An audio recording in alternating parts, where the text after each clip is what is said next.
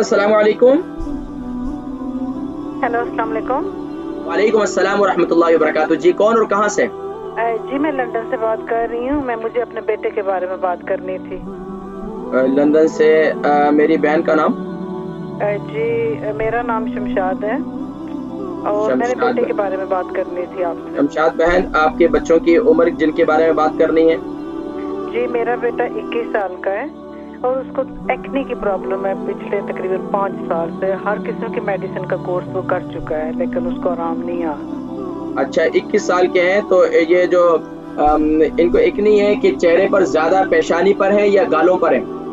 जी उसको तकरीबन पेशानी पे, गालों पे है ज्यादा, चीक्स पे और अंडर आर्म पे है और ग्रोइन में है। ठीक है। अच्छा, ये बताएं कि कितना अरसे से बताया आपने? जी 21 साल का है मेरा बेटा। नहीं, कितने साल से उनको ये प्रॉब्लम है? 5 साल से। 5 साल से, ठीक है। अच्छा, ये बताएं कि इसके अलावा इनकी शादी हो चुकी है? नहीं नहीं, जी नहीं, 21 साल का है वो। ठीक है, आप देखें, प्रोग्राम में जिक्र करता हूँ। ठीक है, बहुत शुक्रिया। लंदन से शमशाद बहन थी, इनके बेटे 21 साल के, उनको एक्नी है चेहरे पर और अंडर आर्म भी है और इसके अलावा भी बॉडी पर है।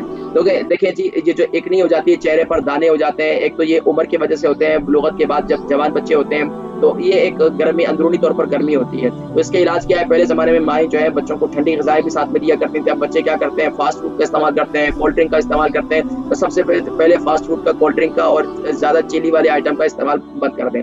दूसरा काम करें कि खट्टी चीज़ों का इस्तेमाल बंद कर दें। तीसरा ये करें, अंडे का इस्तेमाल बंद कर दें और मछली का इस्तेमाल बंद कर दें। बाकी जो है इसके अलावा आप चेहरे पर क्या करें? मेथी दाने का पेस्ट बनाएँ खोपरे के तेल के अंदर।